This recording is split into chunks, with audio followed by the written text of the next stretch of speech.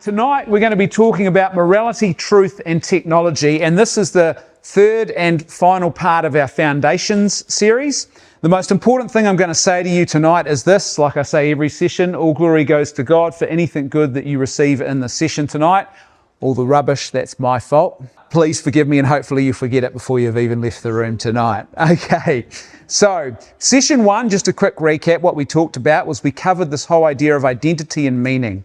And what we did was we compared the typical secular anthropology, the typical secular view of the human person and reality, and we contrasted that with the Christian difference. If you haven't seen presentation one, make sure you go and check that out on the Parish YouTube channel and all will become clear. Session two, we focused on who are we and what are we here for. So what does it mean to be a human person made in the image of God? And perhaps what is the purpose of our life? How do we find authentic meaning in life? And of course, the big landing point there was that we are relational in nature. We're made in the image of God, who is a community of three divine persons, Father, Son, and Holy Spirit, engaged in an eternal act of self-giving love. And so we're made for community and for self-giving love. It's essential for our human flourishing to have those things. And tonight in part three, we're going to carry on with three more different attributes of what you might call the typical secular anthropology or vision of reality, worldview, and then we're going to contrast that with the Christian difference. What is the Christian difference in each of these areas? And tonight's focus, as you have already heard, is on morality, truth and technology. And by the end of the session tonight, hopefully it will all make sense. At the moment you might be thinking, how is he going to tie all three of those together? Don't worry, there will be some contortions and we will get there in the end. We are going to do something a little different tonight too. We're going to have a little bit of a refreshment break about halfway through because we take a little bit longer tonight just to wrap up this Foundations part of the presentation series. And so we're going to have a break for a stretch and a drink and a chat in the middle. Okay? Alrighty. So the first or the next of our typical secular vision of reality, the secular worldview, is this idea of faith in progress. And this came into the world courtesy of this man here, Francis Bacon. Francis Bacon is one of the fathers of the modern scientific revolution. He's not the first to do science. In fact, I've got a very dull book at home, actually written by a very scholarly, erudite scholar on the history of science through the medieval period. But there's lots of science going on. And in fact, for example, someone like St. Albert the Great, who was the master, he was a Dominican priest, and he was the master of St. Thomas Aquinas. He's a monk who's, pastorally has authority over St. Thomas Aquinas. And St. Albert the Great was some of the categories that he gave to science, for example, in the field of botany, we're still using today. So science was happening, but the modern scientific revolution happens on the back of the philosophy and work of Francis Bacon. And one of Francis Bacon's big ideas, in fact, the big idea that really ushers in this faith in progress, is when he declares that knowledge is power. And what he means by that is that as our knowledge of the natural world grows, as our scientific prowess grows, as our understanding of the laws of nature grow, so will our power over nature. Science will give us discoveries and breakthroughs and give us the ability to overcome nature. And basically the idea, what he's saying is here, is that our knowledge will become our power and our way of freeing ourselves from the enslavement of nature. Nature places limits on us. So you go back a few hundred years ago, the sun sets, and if you don't have electricity, it gets pretty dark pretty fast, right? Electricity changes the whole game. If you don't have motor cars, you can't travel very far. There are limits, natural limits that we face that nature puts upon us.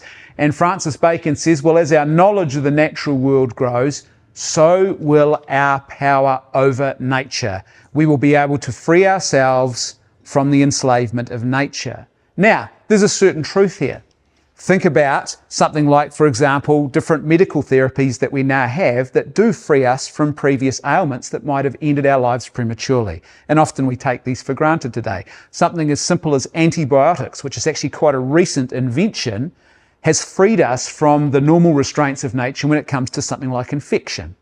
Vaccines that have allowed us to overcome the restraints of nature over certain diseases that previously took a lot of lives, like polio, for example. So there's a certain truth in this, but there is also a problem embedded in this way of thinking about reality. And it's caused us no end of trouble, actually, because basically what Bacon has done here is he set nature up as an enslaver that needs to be overcome. That's a big change in our relationship. You remember we talked about this in session 2, that the Christian version of reality is relational. The first and most important relationship we're called into is relationship with God. The second most important is relationship with neighbour. And the third is a relationship with the created order, with nature. There's supposed to be a type of relationship there, not nature is our slave master and we are enslaved by nature. It sets up an opposition to nature that has some very unhealthy outcomes on the back of it. Here's how he described it in his Novum Organum, his major philosophical work. He longed for the triumph, or he said we would see the triumph of art over nature. Victoria cursus artis super naturam, the triumph of art over nature. Now this raises some important questions, and one of the big ones is, are there limits to this liberation from nature? And where would they come from? Or is it just limitless? Are we supposed to constantly be fighting against and overcoming nature? Or in actual fact, is there a point at which we should be working with nature and recognizing that there's something good here? And this becomes a bit of a problem. We'll talk about this a bit later in the session. And basically what this ushers in is this idea of what we call faith in progress. No longer would we have hope in God and faith in God to redeem us and save us. We might have lost our place in the Garden of Eden, but we would get our own way back there by force, effectively. We would trust in our new knowledge, our new power, and our science, our technology would save us. We'd force our way back into Eden that way. No longer would we trust in the kingdom of God. We would now seek our salvation, our redemption in the kingdom of man and through our scientific prowess. This is faith in progress. And this is quite a big change, and there's some big implications for this that we are still living with today. So first of all, this gives rise to certain ideas like empiricism. And Bacon is actually considered the father of empiricism. Empiricism is this idea that only empirically testable and provable things can be considered to be absolutely true. Everything else is up for grabs. So, only things which can be subjected to the scientific method and tested and proved that way can be considered to be true. Can you put it under a microscope? Can you test it in a laboratory? And if you can't, well then it can't claim to have an absolute sort of truth and a high position within society. So think about the implications of that. How do you test morality scientifically? You can't. Okay, so there's an issue there straight away. There's something, being the smart, intelligent people you are, you will have already seen the problem here as well. Empiricism is what? It's a principle. It doesn't exist in the material world as a thing that you can actually put under a microscope and test, so it can't even pass its own standard. Empiricism fails the empirical test because you can't test it empirically, okay? Scientism. Scientism is the idea that science is the ultimate, or should be seen as the sort of arbiter of truth, the ultimate and primary source of truth. Technocracy, this idea that the best people to govern actually are people who are technical experts. This is a big part of Bacon's work, actually. He wrote an unfinished utopia called the New Atlantis, and the New Atlantis envisions a world, a future society that is governed by scientists, because in his mind they are the best people to be governing us. The New Atlantis, this idea of technocracy, this idea that technical experts are the best people to be in charge. And then now we have the advent of transhumanism, the idea that we will evolve beyond being merely human by adding pharmaceutical products or pieces of technology to our bodies permanently, and we will become transhuman. We will exceed those limitations of nature. There are transhumanists who are working hard to try and develop, for example, pharmaceutical products that they think will allow people to live for maybe 150, 200 years or more. The ultimate goal would be to have perpetual life. You have someone like Elon Musk who's working on his Neuralink chip, which will be embedded in people's brains to amplify human memory. And you can see what will happen. Basically, if you are a parent who wants your son or daughter to get into Harvard, you're probably going to have to get the chip because they'll have this big advantage that no one else will have, and it just sort of takes hold of society. I don't think they'll ever succeed in that pursuit. I think it's probably a bit more complex than that, but this is this idea of transhumanism. And often we think about transhumanism when we say, oh my gosh, that's so dystopian, it sounds so awful. But then we forget that maybe we're all a little bit prone to this already anyway, because we tend to attach our phones to ourselves permanently now, right? That this is a technological, artificial device that gives us all these freedoms, and we outsource our memory to Google. We outsource our memory, our navigation memory, to our maps program. You know, we don't maybe learn the route anymore because we've got a device that'll tell us how to get from A to B and things like that. Here's how Pope Benedict put this particular problem. He's talking about Bacon in his encyclical called Spe Salve, which is on Christian hope. It's not that faith is simply denied by this new view of the world. Rather, it is displaced onto another level, that of purely private and otherworldly affairs. And at the same time, it becomes somehow irrelevant for the world. So what happens is this Baconian, this view of Bacon, what it does is it says faith, no, that's otherworldly stuff. That's supernatural, beyond nature. We're focused on the here and now, the material world. That's otherworldly stuff. And what happens on the back of this is the public-private divide comes into Western life. The idea that only things that are empirically true, only scientific truths can claim a right to have dominance in the public square, and matters of faith, they're all just private things. They're otherworldly. It's quite a big shift. It's actually quite a radical shift for the West. Now, when you take something like this idea of Francis Bacon's and you marry it up to Friedrich Nietzsche, remember we talked about Nietzsche? What was his idea? God is dead, we have killed him, we are the new gods now, and we will find our meaning by creating meaning for ourselves in the world. Now, when you take Friedrich Nietzsche and you marry him up to someone like Francis Bacon's ideology, then you end up with things like people, for example, who will actually surgically mutilate their own bodies now, healthy bodies, to try and achieve and remake themselves in their own new image. It's a reality of the world in which we live now.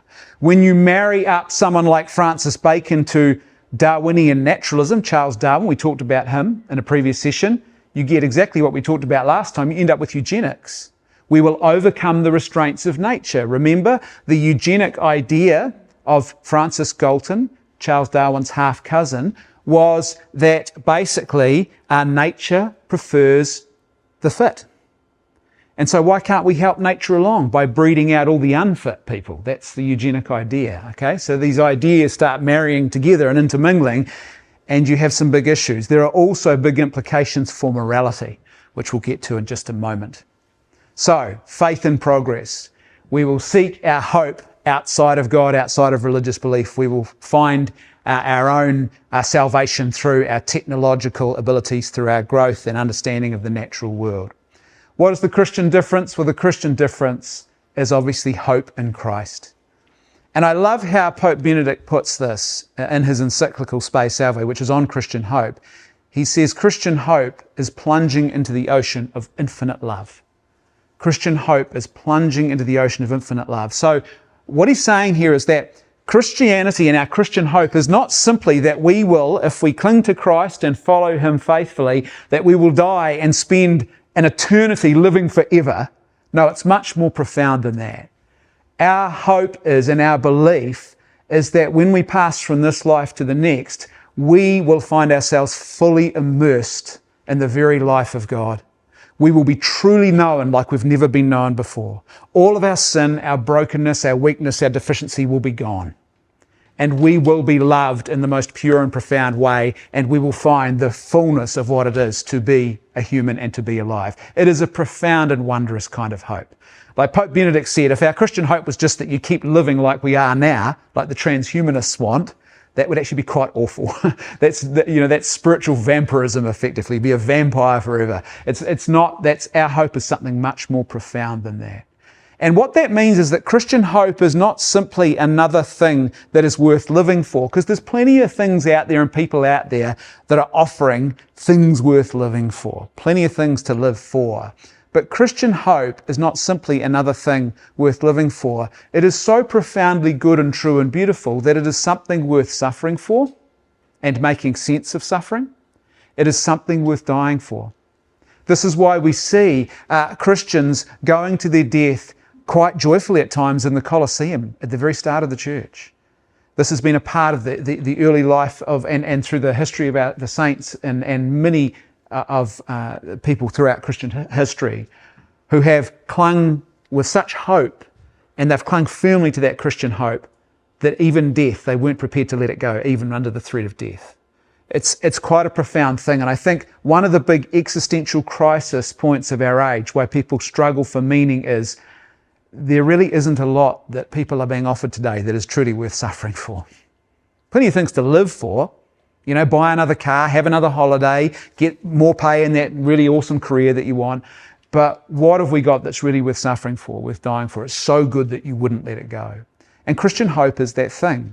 Joseph Pieper, the great Catholic philosopher and theologian, wrote a very important work on faith, hope and love, the three theological virtues.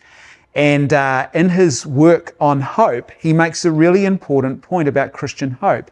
He says that hope is only a virtue precisely because it is a Christian theological virtue orientated towards God. He said, because in the natural, hope actually isn't a virtue because it doesn't have the one criteria it needs to be a virtue. For something to be a virtue, it can only ever be orientated towards the good. If you can orientate it the other way as well, towards evil, it's not a virtue.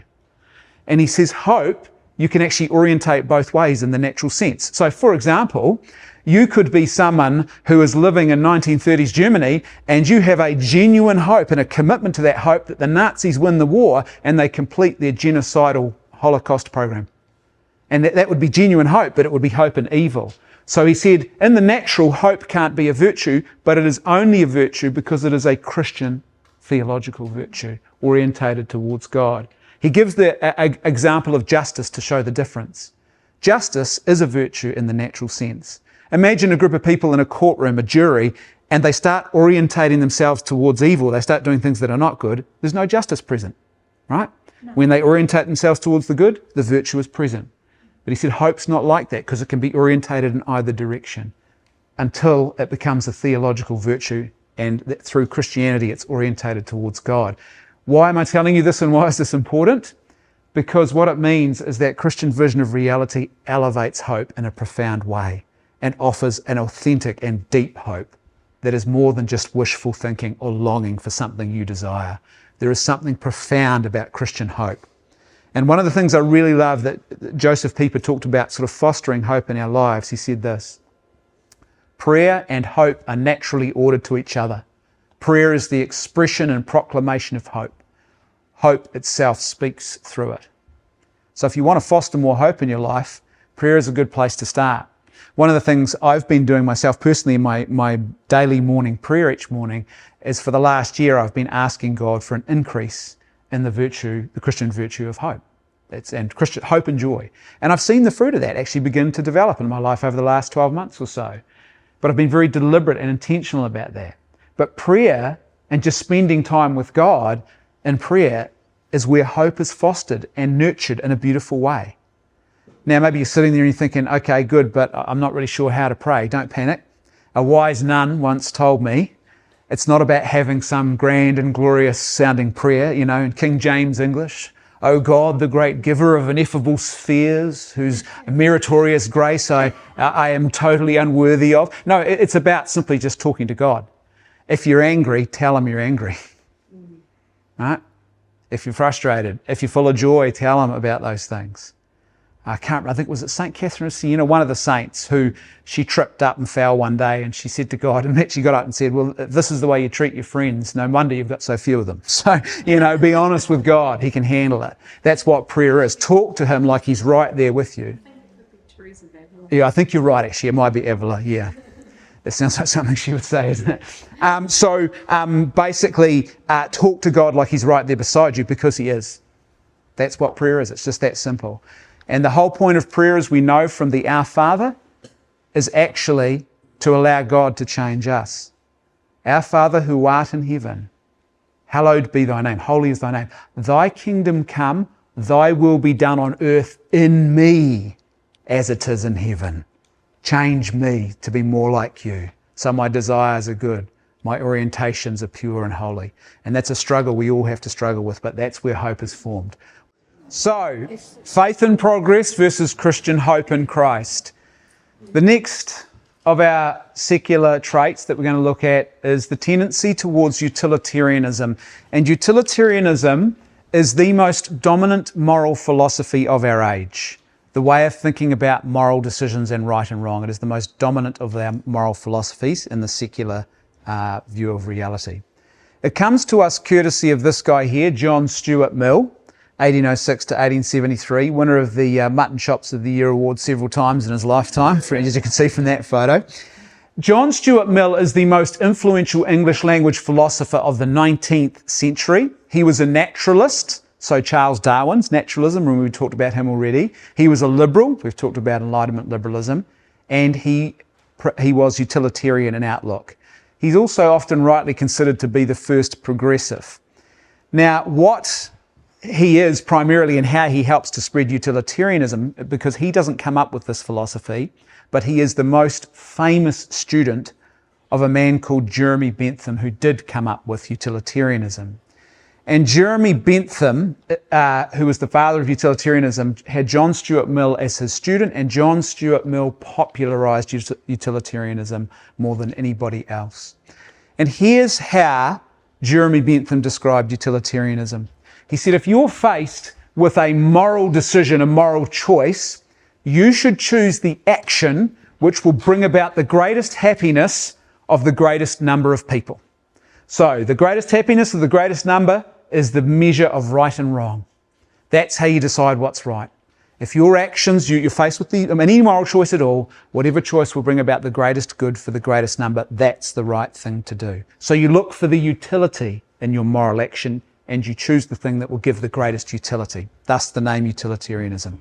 This is what we call the end justifies the means. Okay? The outcome is justified, we think, or the means we use, to get to the outcome is justified by getting a good outcome. John Stuart Mill is also famous for the harm principle. This is his creation, the idea that anything is permissible as long as you don't harm another person. Very dominant idea in the West today. The problem with the harm principle is that it doesn't account for the communal nature of the human person. It assumes that we are all just autonomous. I'll give you a very clear example of this. Think about something like legalized euthanasia.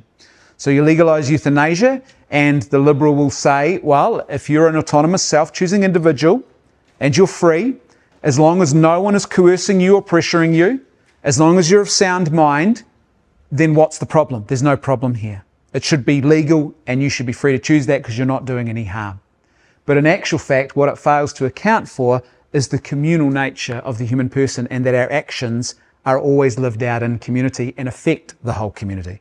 So once you legalize euthanasia, it's not just the strong, independent liberal who is now faced with that decision. It's also a whole lot of vulnerable people in society who now feel a pressure to choose whether or not they should remain alive and continue to be a burden on others. That decision did not exist, that pressure did not exist before. So this is what the harm principle fails to account for. But it's a very dominant idea, and it's John Stuart Mill that it comes from. Now, when you take someone like John Stuart Mill and this idea of utilitarianism and you marry it to Francis Bacon, who we're just talking about, it gives rise to something like the situation we saw with Fritz Haber. Fritz Haber is the German scientist who is famous for what is known as the Haber-Bosch principle. He's the guy who figured out that you could actually take nitrates and put them into the soil. What happens when you put nitrates into the soil? You've got fertilizer now, and you can increase crop yields from the same patch of ground massively. That discovery of his that led to fertilizer lifted hundreds of millions of people out of poverty. A profound and very important discovery. So this is a good use of science. But Fritz Haber is also the guy who invented, after that, chlorine gas. And Fritz Haber, he was actually given a Nobel Prize after World War I, where chlorine gas was used. And there were other people who were also awarded at the same time, and they said, I'm not receiving this award if I'm getting it alongside this man because of the chlorine gas. Chlorine gas and the discoveries that he made there also later went on to contribute to the development of Zyklon B, which was the gas used by the Nazis in the concentration camp gas chambers. But chlorine gas is a truly awful way to die. What happens is it causes such an inflammation reaction in the body, particularly obviously in the lungs, that your body trying to fight that inflammation ends up drowning itself. You drown on land. It's a truly horrible way to go. Now, he knew this, and here's what Fritz Haber said, though. He created chlorine gas. He said we should use this in World War I against our enemies because we will get a good outcome. Yes, a lot of people will die horribly, but we'll save a lot more lives if we use this gas. Bacon and utilitarianism together. The atomic bombing of primarily women and children in Hiroshima and Nagasaki, that's how you end up with that result. The idea is, hey, didn't we produce a good outcome by doing this? The historical record now actually indicates that the central claim is highly questionable that this was necessary. All but one of the 5-star generals, for example, told the American president that in actual fact, no, they did not agree with dropping the bombs. They didn't think it was necessary, and they said you could blockade Japan and they would, over time, surrender. We wouldn't require a whole lot of lives to be lost like was being suggested. Regardless of that fact, though, the atomic bombing was predicated on this idea that we'll get a good outcome if we do this thing.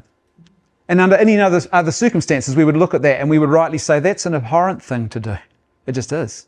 To innocent men, women and children. A whole lot of Catholics in Nagasaki on their way to Mass, wiped out, right? So, the use of torture by the United States during the Afghan and Iraq wars. Again, that same thing. C.S. Lewis was very prescient of this and he warned about this problem.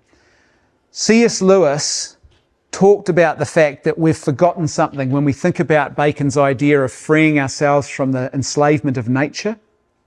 We think generally about things like diseases, the forces of nature. We maybe think about the animal kingdom. We think about plant life and our power over that.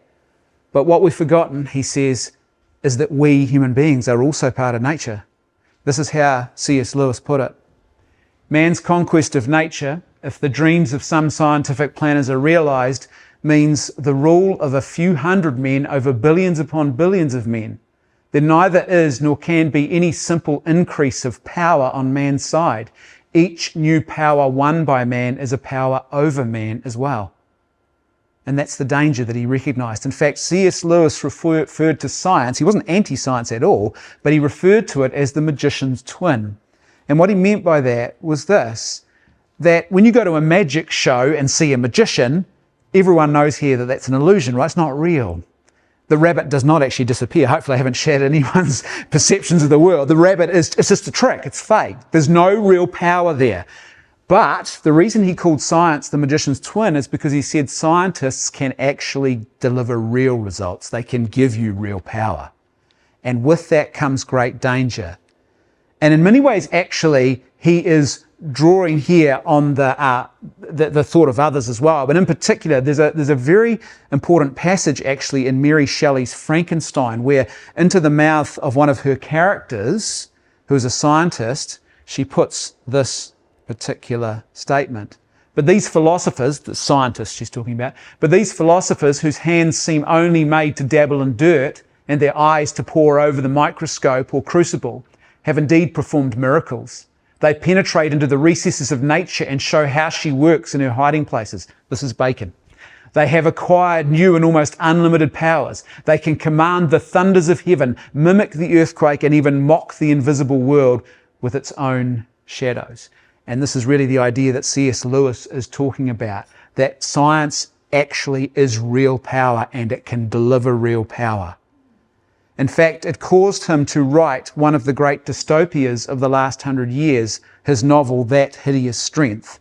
And it's the third novel in his cosmic trilogy, but you can read this one independently of the other two. And That Hideous Strength is about a future England that is governed by a group of scientific experts and planners called the National Institute for Coordinated Experiments. Nice. That's what the name of the organisation. And in actual fact, they're not nice at all. It's the exact opposite. It is a dystopia. And C.S. Lewis really, he puts his cards on the table. Our main protagonist at the very end breaks into the headquarters of NICE and he discovers in their headquarters that they are actually taking their orders directly from the reanimated head of Francis Bacon, right? So he's trying to tell you where this philosophy is coming from. Now, Lewis is not anti-science. I've got to stress this again. What he's saying is that you need science governed by virtue and morality. And science can't give you that. Science can split the atom. It can give you atomic power. But what it can't do is tell you how should you use that atomic power. Should you use that atomic discovery to build a nuclear power plant to create clean energy for an entire city? Or should you create Fat Man and Little Boy, the two bombs, and drop them on men, women and children in Hiroshima and Nagasaki? Science can't tell you what you ought to do. It can only tell you what is. Okay? Now, so if utilitarianism is not our way, then what is the Christian version of reality? We have a dignitarian ethic grounded in the dignity of the human person. This is one of the central and most important truths of the Christian view of the human person and of reality, that we are the Imago Dei. Every person is made in the image of God. In the image of God, he made them, male and female, he created them. Genesis 1:27. Psalm 8. Remember the psalmist says, what are human beings that you think of them, O God? Yet you have made humans a little lower than God. That's how profoundly valuable our lives are in the eyes of God. This is a profound source of our human dignity. So we are dignitarian in our morality as well. And when we think about moral actions, dignity should be front and center. We think about the dignity of the other people involved in our actions. We think about the dignity of the actor, so our own dignity when we act in the world.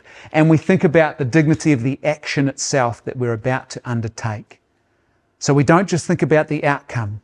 We see, and what we recognize here is that love for the dignity of the other person made in the image of God is central and fundamental to Christian morality. So we don't start with an outcome like utilitarianism does and work our way backwards. We consider three important factors in every moral action. First of all, we consider our intention. What is your intention? Because you can do actually good actions and have a terrible intention that's actually quite evil. Grant, I could deposit $10,000 into your bank account. Everyone goes, oh my gosh, Brendan, that's amazing. What a lovely, generous man. I don't know where I'd find it, Grant, but I could do that. And everyone, it looks like a gesture of great charity and kindness. Turns out my real intention is that I'm hoping that the IRD will think that Grant's a tax fraud and he's got secret income, and then they'll prosecute him and maybe he'll actually lose his house. So my intention's wrong, you see. So intention really matters. Second is the means that we use, the action that we use to actually achieve that outcome. And then, of course, we consider the outcome as well. But what that means is you can have a really good outcome, but the way you got there is not good. And so in Christian morality, we would say that we would never use an evil to try and bring about good in the world. We must never do evil to try and bring about good. So, for example, we could solve the problem of poverty in the world. Well, we could try, right? Christ tells us the poor will always be with us, but we could try and we could do our best. And there's two ways we could do that. One would be to say, right, Bruce, you and I are going to form a new political party, and we've got some really great economic policies that are going to help lift people out of poverty. We've got good social welfare policies that are sound and just and prudent that are going to lift people out of poverty. Great, that's one way of achieving our outcome. So the means is good, to try and help people out of poverty. That's a good intention. The intention's good, the means we're using is good, and the outcome would be good. There's another way we could actually solve the problem of poverty. Let's sterilise or give lethal injections to everyone who's earning less than $20,000 a year. Good outcome, good intention, terrible evil means. It's not the right way to do it. And if we follow the end justifies the means, we've got another big problem. Because utilitarianism asks us to do something that we can never do. It asks the impossible of us. What utilitarianism does is it asks us to look into the future and know with certainty which action will bring about the greatest good in the world for the greatest number. You can never answer that question. Only God knows the answer to that question. I could make a donation of $1 million to St. Vincent de Paul, for example, and that would seem like an action. Good intention, good outcome. It seems like an action that would bring about the greatest good in the world for the greatest number, right? But then what happens if 2 years later a new manager takes over at St. Vincent de Paul and then takes that $1 million and squanders it all with gambling and other immoral, illicit behaviours and causes all sorts of destruction and harm in the community that they wouldn't have been able to cause if I hadn't donated the $1 million?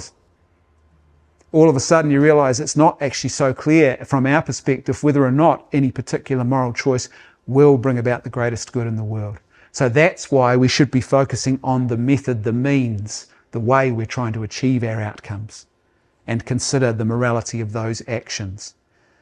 The consistent danger with utilitarianism is that human persons consistently become the objects or the commodities for the ends of others, to be used by others with utilitarianism. What happens if we can make a compelling argument that if we hold down Grant and forcibly end his life, we'll do it peacefully, we're humane of course, and then we'll extract all his organs and we'll donate them to 10, 15 people. We've increased happiness in the world, we've saved 15 lives. Grant, sorry, it's just how it works, right? You could make a compelling argument there. What's happened to Grant? He has become the object, the commodity to be used by others. We have failed to respect his human dignity. We have not recognised that he is made in the image of God, and that means that he is profoundly valuable. He is a sacred image bearer. And what do you do with sacred things? You reverence them, you respect them, you don't treat them as objects to be used. Make sense? Okay. So what that means is when we think about morality as Catholics, that morality, our view of morality, avoids two potential traps. The modern trap is to think that morality is about personal happiness. I do things that make me happy. The other extreme, of course, is that we think, well, I only do things because I'm afraid of a bad outcome if I do the wrong thing. So I don't want to go to hell, so I'll do the good things so I don't go to hell. That's also a problem. Imagine if I conducted my marriage that way and I said to Katie, well, I'll only do things around the house if it makes me feel good, right? I'll look after the kids, I'll bath the kids, I'll take them to school, I'll do the washing, I'll do the dishes if it makes me feel good. But if I feel like sitting on the couch and watching rugby, I'll do that instead. You wouldn't have much of a marriage if that was your approach. But imagine the other extreme was I said, well, I'll do all these kind things for my wife because I'm afraid that she'll leave me if I don't. That's also not a good way to live and to relate to others. There's something deficient there as well. So the Christian call and the Christian moral life is not about simply a set of rules that we must live because we're afraid of hell. The Christian moral life is actually a call to love and flourishing. I love my wife and I love our marriage vow so much that I will strive in my own imperfect, flawed human way to actually love her through my actions. I will love our marriage vow. I love God. I love truth. And so I give myself to that in self-giving love. That's why I act in this way, why I do these moral things. They are an act of love. And I flourish and my family flourishes as a result of this. This is one of the things we see in the gospel actually with Jesus. You know, when he talks about on the Sermon on the Mount, you've heard people say, don't commit murder. But I tell you, if you've looked at another person with anger in your heart, you've committed murder. So it's not just about saying no to a deed, it's about an orientation of love to that other person. It's a profound difference, and it's profoundly important. And we shouldn't be surprised by that because Christianity, as Pope Benedict once said, is not a set of doctrines, it's not a philosophy, it's not an ideology. It is a relationship of love with the person of Jesus Christ. And out of love for Christ and love for neighbour, that's why we should live a moral life. So, where does that leave us with science? Well, science is a method that enables us to discern truths about the natural material world. Technology is a tool that comes on the back of this, the various technologies we have available to us. Science and technology, they are good if they are governed by moral virtue and working for the flourishing of human persons and the common good. If they're orientated the other way, there is evil happening. So this is what Lewis was talking about. Science must be governed by moral goodness, by moral virtue. And so in the Christian vision of reality, science is good, technology, they're all very helpful tools, but they must be orientated towards the good and governed by moral virtue and working for the flourishing of human persons and the common good of society. What is the common good? The common good is this idea that every single human person, no matter who they are or when they have lived or where they have lived, there are certain essential goods that they need in their life to flourish. And this is what we call the common good. We all need these things. So for example, peace. Every human person to flourish needs to live in peace, free from war, right? That's part of the common good. So is our technology, is our science actually governed by virtue and working for the flourishing of human persons and for the common good? One thing I forgot to mention, thank you Grant for reminding me during the break, is remember I said how Francis Bacon's idea, the faith and progress, had implications for morality.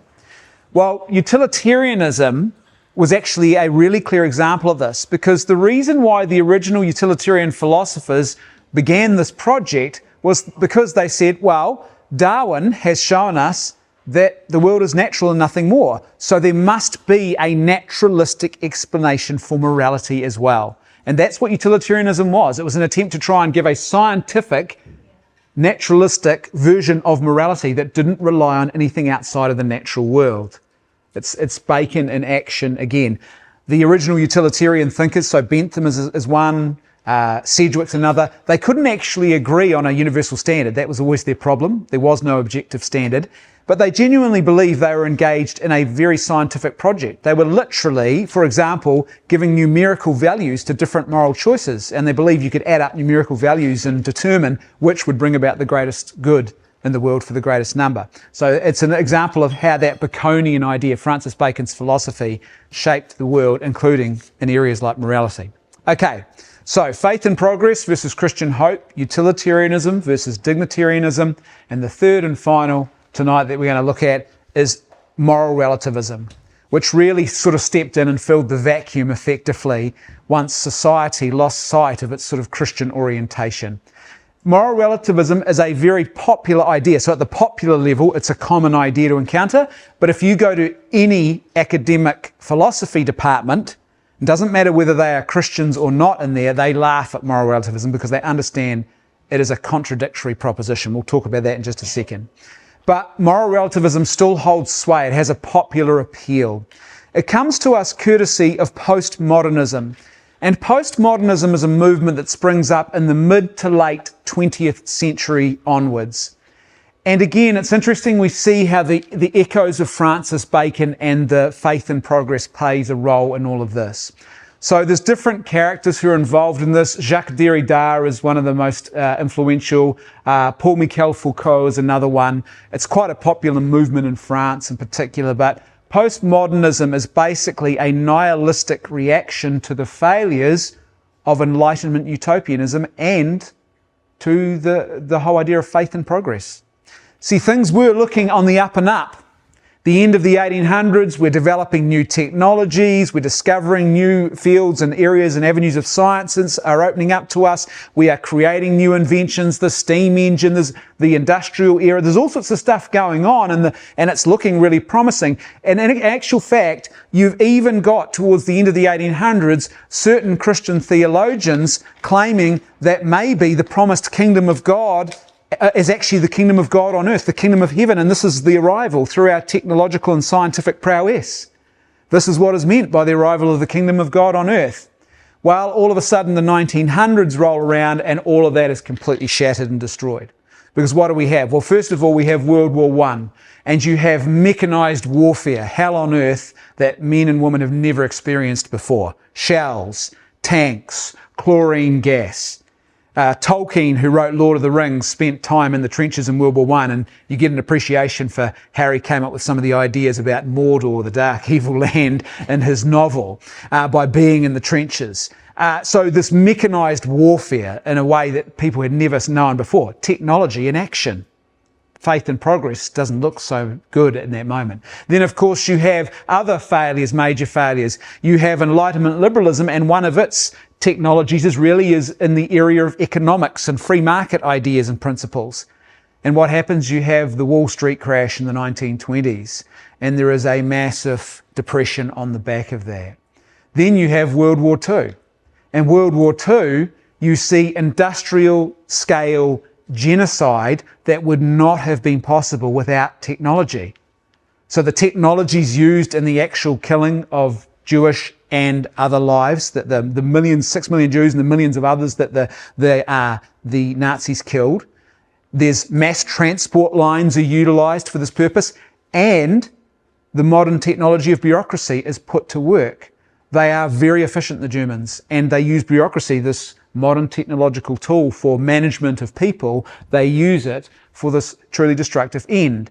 And so what happens is postmodernism is born on the back of these failures, And the postmodernists, instead of looking back perhaps to the time before Enlightenment liberalism and saying maybe there was something good there, they reject both.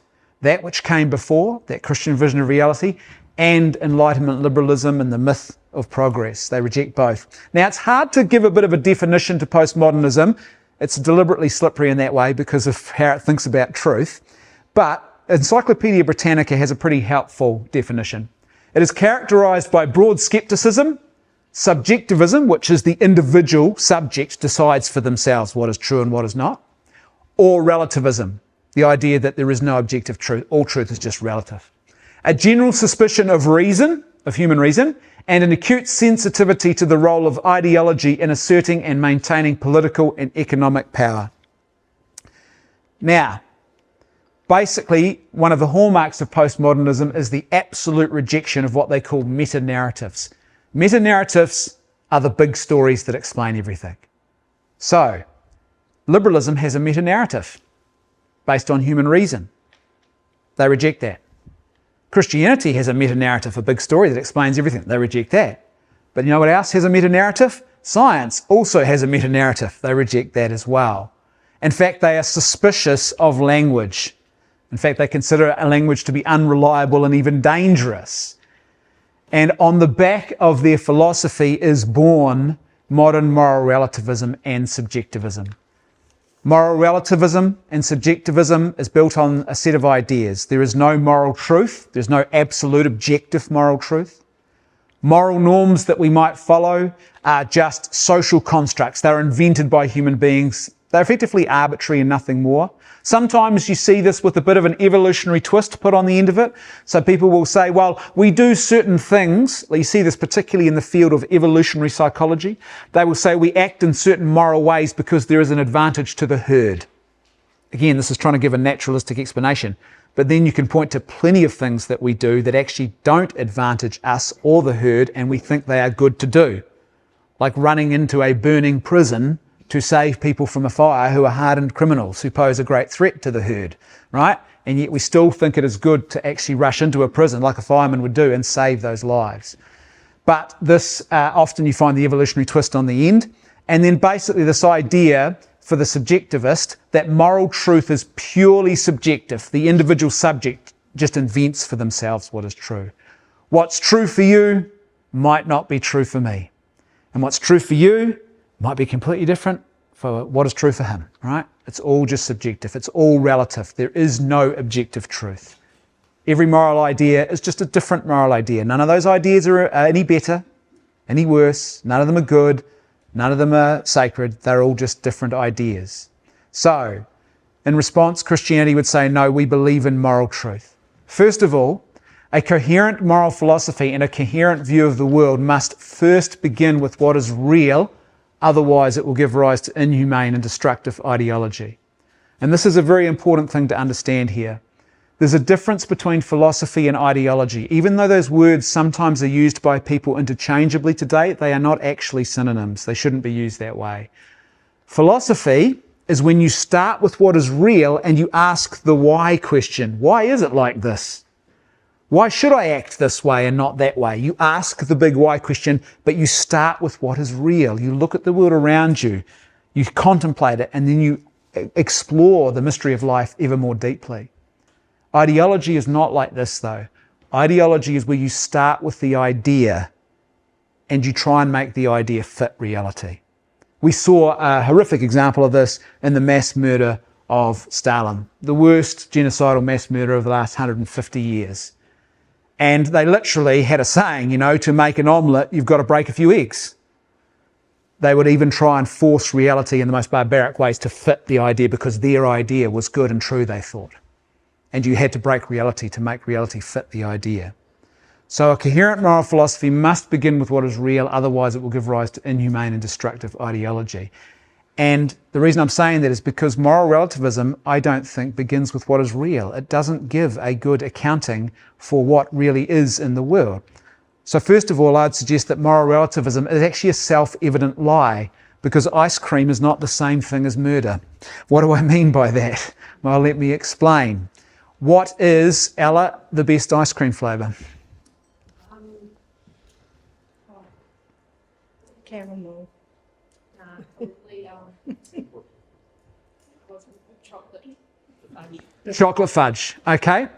So that's a lie, right? Everyone knows that's a lie, right? It's not the best ice cream flavour. Hokey Pokey is, right? Right? And now imagine if I stood up and I said, this young lady is lying to us. And this is a dangerous lie that she's spreading here. We all know Hokey Pokey is the best ice cream flavour. And Ella, are you ready to renounce that lie now? No, of course she's not, right? She's a Malone, so she's not going to do that. And she's not ready to renounce that at all. Okay, well, Ella, you know, the scriptures say that we should perhaps come to you with one or two people and point out the error. And if you're not willing to listen, and now you're actually trying to recruit other people to this lie, this belief that, you know, fudge swirl? Chocolate fudge swirl is like the best ice cream flavour in the world. Now this is really dangerous. This heresy is spreading. You might have to leave our community because you're a danger. And then you form lots of other people start joining your little community. Well, folks, we better arm up because this could end up in war and we might have to defend ourselves against this heinous lie about ice cream. You would think I was mad if I suggested that course of action, and rightly so, because that is a purely subjective truth. When I say to you, what is the best ice cream flavour? It's purely subjective. There is no objective answer to that question. It's up to the individual to decide what is true for them. But if I said to you, is it okay to murder an innocent person? Then we'd have very strong opinions. I think everyone in this room hopefully would say it's absolutely never okay to do that. And let's say Ella was saying, well, actually, I think it is okay. And I think we should do a little bit of murdering. Maybe we could actually raise money for the parish. We could do contracted hits on people in the community, and people will pay us to do that and we'll make money. Sorry, Ella, to drop you in like this. But we would say, that's awful, Ella, no. And she starts recruiting people from the youth group to do this. And we're like, okay, Ella, you're going to have to leave. You can't. This is just so destructive. Because that would be an appropriate way to respond to that. The reason we argue about moral truths is because instinctively we know there is an objective truth at stake. That's why instinctively we don't argue about ice cream flavours, because we know there's nothing more to argue about. But the reason we argue about the big moral questions and we want to be right is because we instinctively know there is a right and there is a wrong and it is objective. Right? So it is not, in actual fact, consistent with reality. Secondly, no one actually wants to live in the world of moral relativism. Not even the most committed moral relativist wants to live in that world. No one wants to live in a world where everyone just makes up their own road code when they drive home. No one wants to live in a world where, you can decide for yourself whether you're morally okay with drinking 10 beers and half a bottle of scotch and then driving home at 180 kilometres an hour. No one wants to live in that world. We actually all recognise that it would be far better for our flourishing if the world was governed by moral norms. And that points to something. If there is a way of living that actually aids our human flourishing, surely that points to the truth of that way of living and the truth that there is an objective moral order, and it's good for us to conform to that. As C.S. Lewis wrote and he talked a bit about this, and C.S. Lewis said, basically, no one wants to live in a world where the worst thing that you could say about Hitler and the Nazis was, they just made different moral choices. Now, I don't think genocide's okay, but they thought it was okay. That was just their moral truth. My moral truth is you don't commit genocide, but we've just got different ideas. Neither of us was any right or wrong than the other. We're just different. No, we rightly recognise, in fact, C.S. Lewis said, why did we fight a war against Hitler? If there isn't actually objective moral truth that we believed was at stake. No one wants to live in that world. We want to live in a world where we can recognise that what Hitler and the Nazis did was a grave evil that should be condemned. Moral relativism also tends to lead towards injustice, because what it does, and the Catholic philosopher Peter Kreeft talks about this, what you're supposed to have, he says, is a hierarchy of ideas, of truths, and you put the good ideas at the top of the hierarchy and the bad ones go at the bottom. So, we should respect the human dignity of other persons. That's a really good idea. Put that at the top of the hierarchy and strive to live that out. It's okay to use other people or do physical harm to them. That's a bad idea. Put that at the bottom of the hierarchy and try and avoid it. And he says, if you have the hierarchy of truth, moral truth, good ones at the top and we strive to live those ones, bad ideas at the bottom, the evil stuff, and we try and reject it, then there's a greater chance you'll end up with an equality of persons in society. But he said what you do with moral relativism is that flips it on its head. And moral relativism says all moral ideas are equal. So you have an equality of moral ideas, and that consistently leads to a hierarchy of persons. Because why? Well, if you don't have objective moral truths governing society, then it's simply might makes right. Those with the power will decide what is right and what is wrong. So, lastly, what is moral progress? And this is another point that C.S. Lewis makes.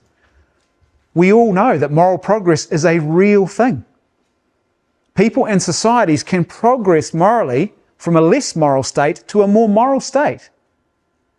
Now, if moral relativism is true, and moral ideas are just different, but neither of them is any better than any other idea, no moral idea is any more sacred or true or good than any other moral idea, then you can't make moral progress. You're just changing moral views. So if, for example, 10 years ago, someone thought that white people were superior to everyone else and it was okay to be prejudiced against non-white races, right? That's a bad moral idea. But let's say over the 10 years, they had a conversion of heart and mind and they reject that idea, they've made moral progress. They now recognise all human beings as being equal. That person has not simply traded one set of moral ideas for another set.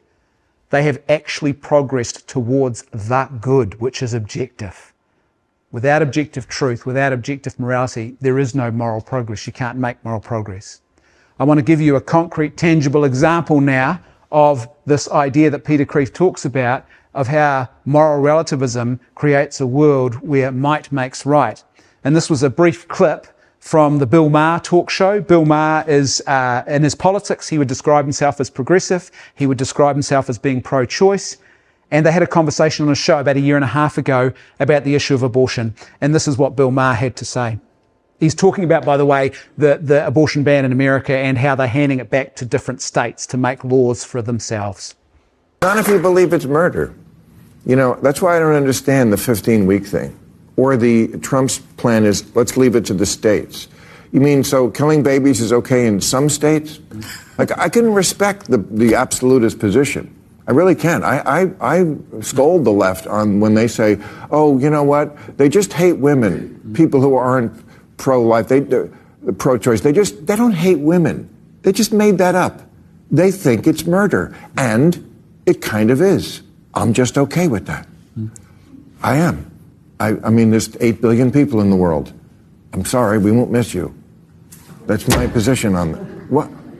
It's quite harsh, Bill. Yeah, exactly. I'm not Is sure that not your position if you're pro-choice? Might makes right. Sorry, I've got the power, you don't. You know, there's 8 billion people that we won't miss you. There's no sense of a moral hierarchy and a moral order of the good that should be strived for. Here's how Pope Benedict put it when he wrote about this. We are moving toward a dictatorship of relativism, which does not recognise anything as for certain, and which has as its highest goal one's own ego and one's own desires. Now, in contrast to this in the Christian vision of reality, we would say that natural law is the first proof of a morally ordered universe where there is objective morality. And you hear this a lot. Who's heard that phrase before, natural law? Okay. It is actually a very important principle in Catholic moral philosophy and in Catholic theology. It is often misunderstood. People sometimes think that you're saying if something happens in nature, that makes it good. No, that's not what natural law is, okay? There are plenty of different species who eat their own children. We're not saying that's a good thing to do just because it happens in nature, okay? So natural law is this idea that the same essential human nature exists in all human beings. That's how I know that this is a human being, that this is a human being, that you are a human being, that this is not a human being. It doesn't have the same nature, right? Despite our differences, we have an essential nature, and that allows us to recognize, yeah, that's a human being. That's not a human being. That plant outside is not a human being. That dog or cat is not a human being. So all human beings have the same essential nature, and this human nature has natural ends or goals, what the Greeks would call telos or teleology. We are directed towards goals for our own good.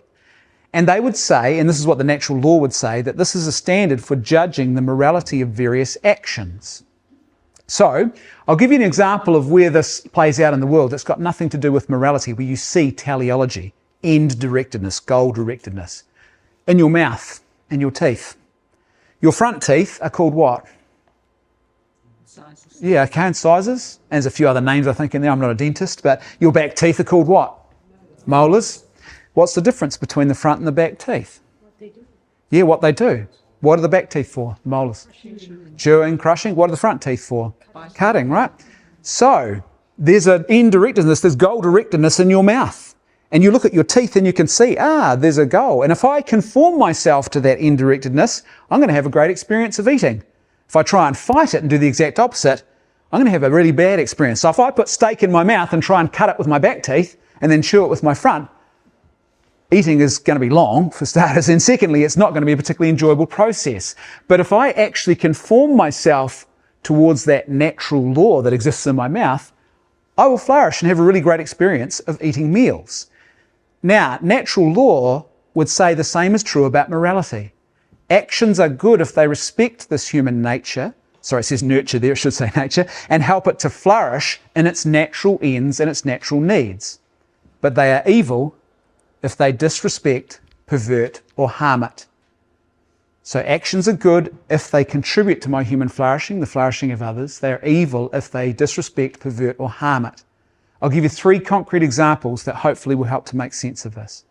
Here's 3 objectively good and real needs of every single human person: family, peace, and life. And here are 3 corresponding acts which are evil by nature because they disrespect, pervert, or harm these 3 needs and goods of the human person: adultery, war, and murder.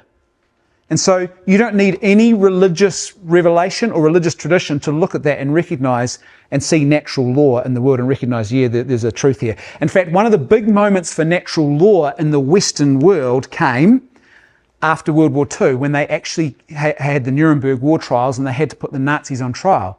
They realized they had a problem.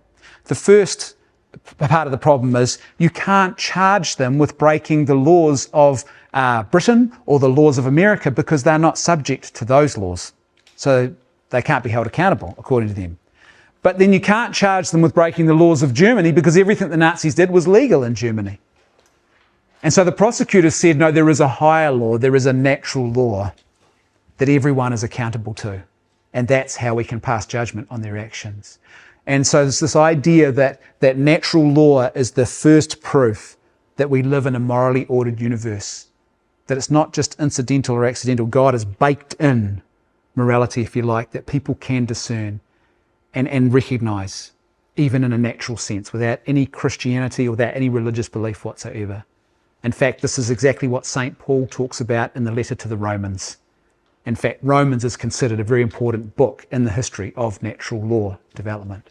This idea that we can recognize good and we can be held accountable by God for our failure to conform to that which is good. Pope Benedict said this: society today is being fragmented by a way of thinking that is inherently short-sighted because it disregards the full horizon of truth, the truth about God and about us. By its nature, relativism fails to see the whole picture. It ignores the very principles that enable us to live and flourish in unity, order, and harmony. And I want to say, just before we wrap everything up, I just want to say a couple other pointers about Christian morality which I think are worthy of our consideration. First of all, Christian morality is both just and God is merciful. Grant and I were talking about this during the break. The demands of rejecting utilitarianism and living a dignitarian ethic where you act only if you are not violating the dignity of another human person, you never act against their dignity, that's a lot harder. It's a lot easier to drop bombs on innocent men, women and children to achieve your outcomes. It's a lot harder to do the opposite. But it is fundamentally important and essential. It's the only reliable moral guide we really have to navigate life with any sort of sense of certainty or safety, is to say, I recognise the other as having profound dignity, which I must never violate. And Christian moral law is always just, and God is always merciful. So there are these hard demands that God makes. Never do evil that good may come of it, for example, and others. But God is inherently and profoundly merciful as well. Some of you may remember that Bishop John Adams, when he was our parish priest, gave a homily where he talked about, and he made a reference to Hiroshima. And you might remember he talked about the pilot who was a Catholic who actually flew that plane. And he said the same church, speaking with the voice of Christ, which condemned the dropping of those bombs, is the same church speaking with the same voice of God. If he'd landed that plane on the ground and gone and sought out a priest for confession, he would not have been turned away. That's God's mercy, right? There is a hard demand, but there is great love and great mercy as well on the other side of it too. And so God is Christian morality is just and God is merciful. And why I'm saying this is because one of the problems today we see in our culture is there has been the collectivization of guilt from some ideologies, particularly things like we've talked about previously, cultural Marxism in particular. And it wants to put guilt on people who actually aren't guilty of anything. So you get a type of mimicking of the Christian truth about original sin. This idea we're born with original sin and we need the mercy and love of God to overcome that. And cultural Marxism would say, well, some people are born with certain original sins. Maybe their race, their whiteness, maybe their gender, right? And they're born with this type of sin. And unlike Christianity, though, you can't actually get baptized and have the stain washed away. You've just got to live with it and keep repenting every day for being whatever it is that is deemed to be sinful. This is the collectivization of guilt. But Christianity does not accept this view. And in actual fact, we see this even in the Old Testament. Sometimes a mistake that some people make is they think, oh, God was really harsh and unmerciful in the Old Testament, and then he decided to change his mind. No, that is not our vision of reality at all. God is always merciful. And in fact, you can read this quite clearly when you read the book of Ezekiel. This is talking about moral guilt. This is God speaking through the mouth of the prophet. The man who has sinned is the one who must die. A son is not to suffer for the sins of his father, nor a father for the sins of his son. To the upright man, his integrity will be credited, to the wickedness, his wickedness. In other words, the person who has sinned is the one who is guilty. Now, at the same time, we also believe that sin, for example, committed by our ancestors, say, for example, some of our ancestors may have arrived here in New Zealand and done things that were unjust and evil to the Māori people. That sin can have residual effects that reappear in different generations, but the guilt lies with the guilty party, not with those who come after who didn't commit the sin. Does that make sense? Okay? So, and this is very clear if we read this passage. It goes on to say, but if the wicked man renounces all the sins he has committed, and this is God's mercy here, respects my laws and is law-abiding and honest, he will certainly live. He will not die. All the sins he committed will be forgotten from then on. He shall live because of the integrity he has practiced. And next, the very next verse is effectively, this is the prophet Ezekiel. And remember, he's speaking with the voice of God here. It's almost like we read in the scripture, God is preempting the next part of it, where basically someone puts their hand up and says, yeah, but surely those people deserve to die, don't they? They're awful people. And this is the very next verse. What? Am I likely to take pleasure in the death of a wicked man? It is the Lord who speaks, and not prefer to see him renounce his wickedness and live? And this is quite profound and important. God's orientation towards us as human persons is an orientation of love. He doesn't want to send anyone to hell. He doesn't want to punish anyone. He wants to see people freed and liberated through authentic love, of goodness, of truth. And in doing so, they flourish, they renounce their wickedness, and they live. That's God's desire. And that's the Christian vision of morality. There are some tough calls in there, some tough demands, but it is also a morality of mercy. And at times the balance can be, we can fail to get that balance right. I get that. I totally get that. And at times it can be challenging to live this. But the God of the Christian vision of reality is profoundly merciful. Why do these moral boundaries matter? Well, as Philip Rieff said, Philip Rieff, by the way, was an agnostic. He was not a Christian, but he is considered the foremost scholar on people like Sigmund Freud and Wilhelm Reich and others. And Philip Rieff said that without moral prohibitions, you actually can't have a culture if you don't have moral prohibitions, moral laws that place restrictions. A good way to think about this would be, and he used this example, imagine if there's a whiteboard and I draw a shape on that whiteboard with 4 equal sides. What's that shape? Square. How do you know it's a square? How do you know there's something there? Because the boundaries, you can see it.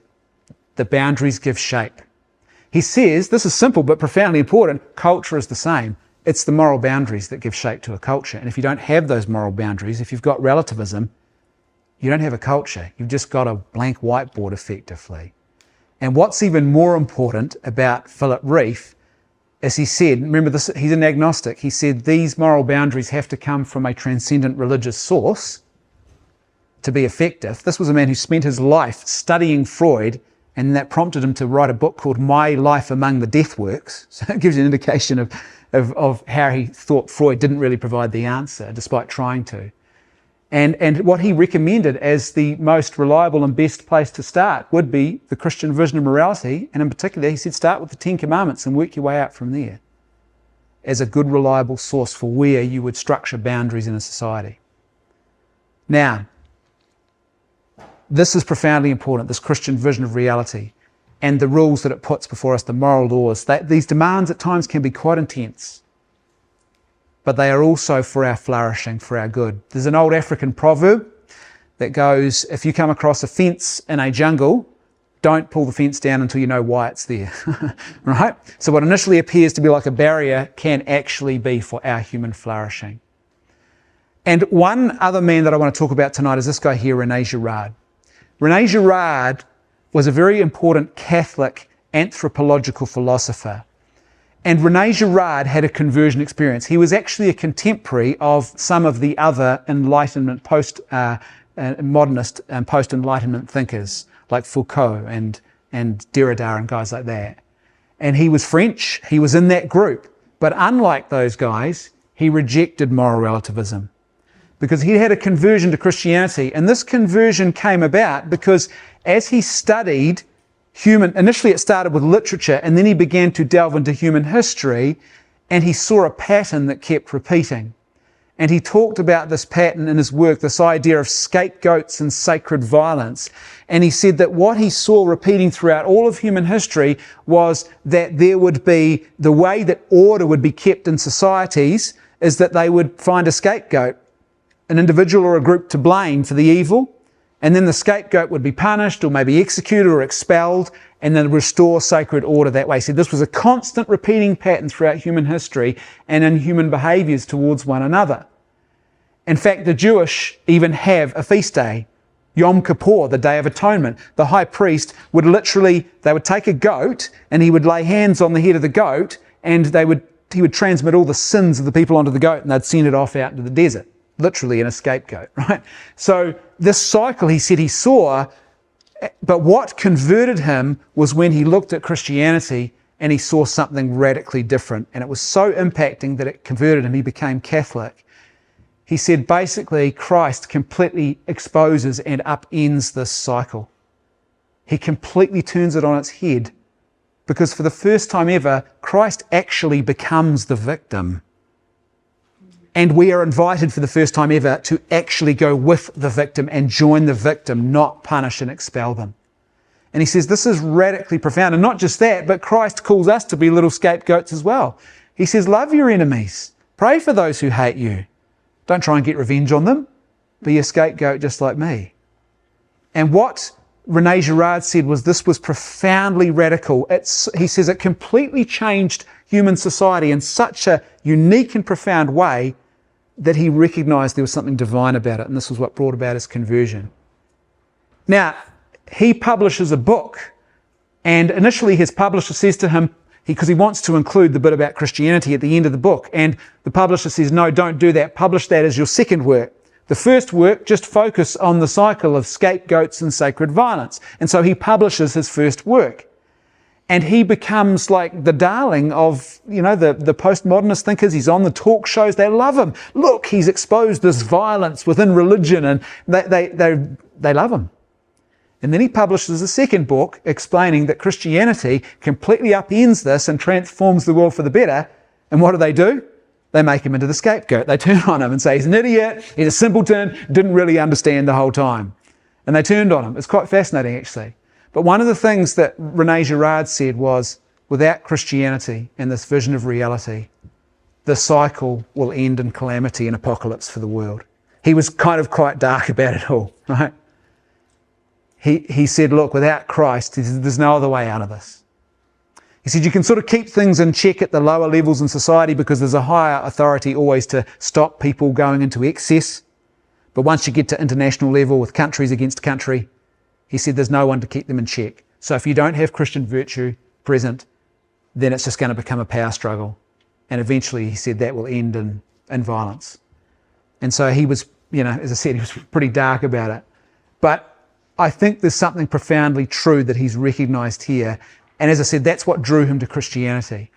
And why I'm telling you this is because I think that it's important for us to recognise that these moral prohibitions matter, and there is something profoundly good about that Christian vision of reality. And what we're going to do next year as we come back is we're going to keep dipping our toes in here again, and you'll see why when we talk about specific issues, why some of these foundational principles, they really do matter. Now, Christmas is coming up, and one of the things I hope to leave you with from tonight and from these last 3 sessions before we gather again in February and carry on is a certain sense of delight, if you like, joy in this Christian vision of reality, and also a certain confidence. Christmas time, the relatives come round. Maybe we spend a bit more time with people that we don't spend as much time with, who may hold different views about reality and about the world than us. Maybe some people in our family who don't have faith or even hostile to faith. Don't be afraid to share the goodness, truth and beauty of this vision of reality, because it has done profound good in the world. And it's a beautiful opportunity to actually share that with others. It's like opening up a doorway that if they go through, they will discover great human flourishing. Why wouldn't we offer them that opportunity? So don't think, oh no, my Christianity is just this weird otherworldly thing like Bacon says. No, it's profoundly for this world, and it is profoundly important for our human flourishing.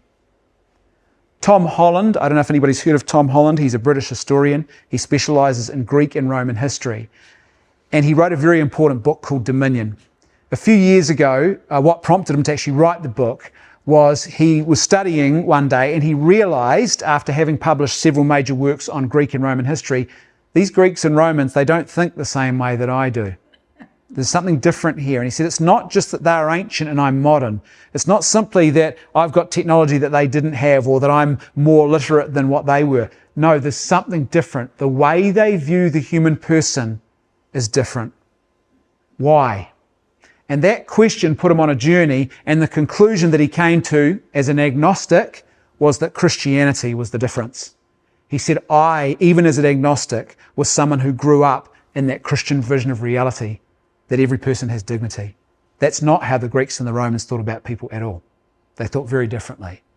And he said he recognised something profound and true in that, and he wrote this book called Dominion.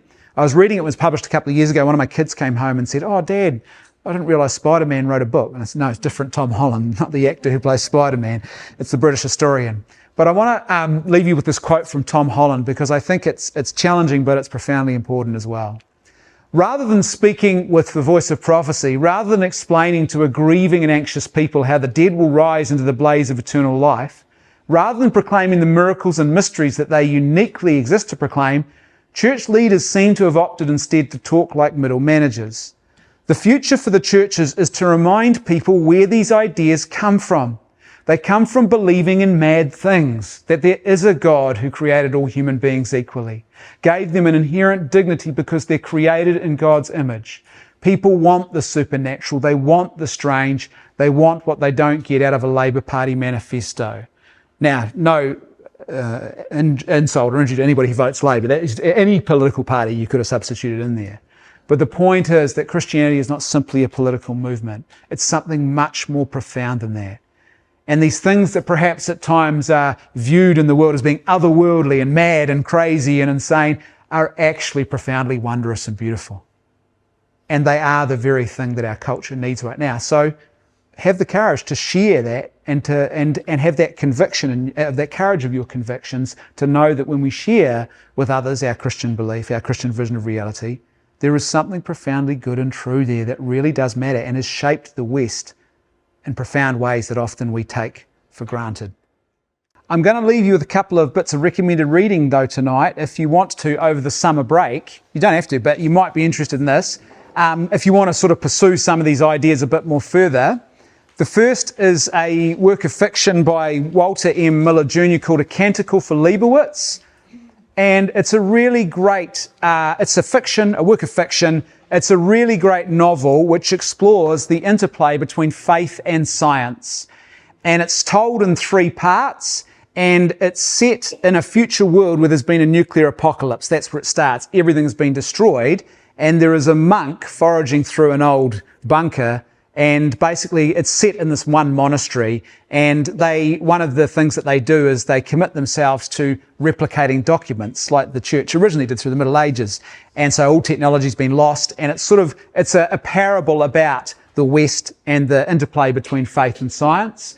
And then the second part, there's a massive jump in time. We come back much further in the same monastery now, but technology has advanced a lot more. And then the third and final part, we're in the future. They've got space travel again, and it talks about morality and science and how they're essential for each other. It's a really well told tale. There's great little inside jokes if you're a reader that the characters don't get. Like in the first age, the abbot of the monastery, some of the monks carve a bust of his head and they make his nose really big as a joke.